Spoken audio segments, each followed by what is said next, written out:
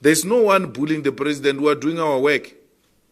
We have never went into any hall and disrupted the president. We've never thrown eggs at him when he's speaking or shoes.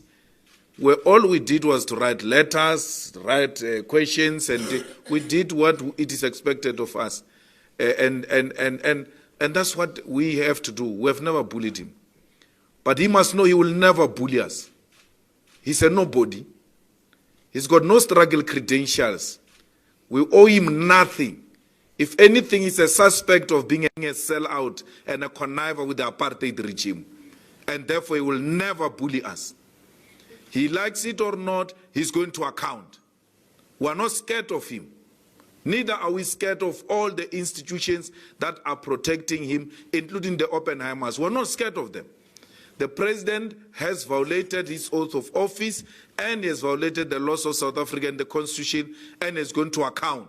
Whether he likes it or not, he will never bully us. We've never bullied the president. We've never done anything to the president. Numbers,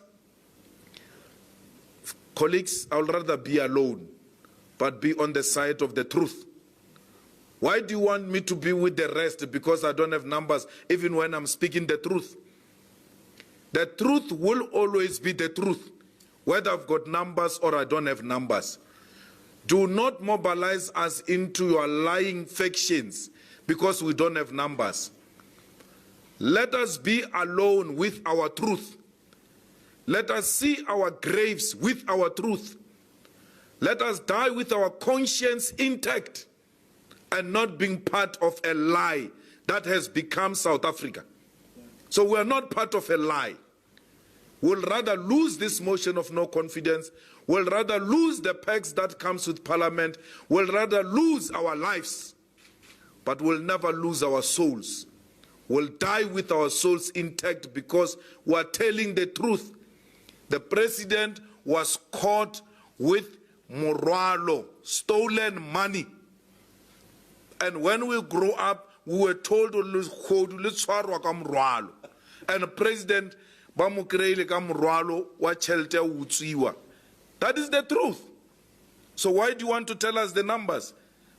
Instead of saying to us, you are right, you are correct, even if you are alone, even if you don't have numbers, go for it. History will absolve us, like it did before. Many people come to the party very late. It takes long. So we're not worried. We're starting this thing because we're telling the truth. The truth will always prevail. The Reserve Bank has been told by the committee to respond tomorrow. If it can't, it has got 7 days to respond. If it hasn't responded in that 7 days, we will announce an appropriate action to be taken. We have not taken any long. Immediately when the matter was reported of Phala, we called for the president to resign. Now the president has violated his oath of office. Now the president has never denied these allegations. We are being told that what if you are part of the factions of the ANC? Let's take Godongwana's case, for instance. You're not doing anything about it. You're not reporting about it. I must not report and say Godongwana must resign for demanding happy ending, for touching a woman in an inappropriate manner in a woman's time, because if I say so, I will be confused with ANC factions. Don't tell that this man has abused a woman, because if you do so, you are part of ANC factions. That's a lie. That's living a lie. Why has there not been an outrage about a finance minister who touched a woman and in an inappropriate manner and even asked for a happy ending? Is it because there is an ANC conference and therefore when there is an ANC conference, we are all allowed to touch without permission?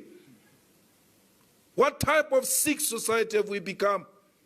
That when there is an ANC conference, the executive must never be held accountable. Whether there is an ANC conference or not, we are going to hold the executive accountable, in particular the president. The ATM has written many types of letters since this matter came out. To the president, to parliament, everywhere else, we have never wasted time. In our consideration of these matters, There is nothing ANC faction. But let me tell you something that you must go and study, because many of you report about South African politics and you know nothing about politics. RET forces of the ANC have never in jubilation celebrated Fraser, including on this allegation. They've never owned up to these allegations. ANC RET faction has never declared Fraser as a hero and used Phala as a way of decampaigning the president. That's why it was very difficult to even raise it in the policy conference of the ANC, because this was not their initiative. And therefore they are asking themselves, whose agenda is Fraser driving?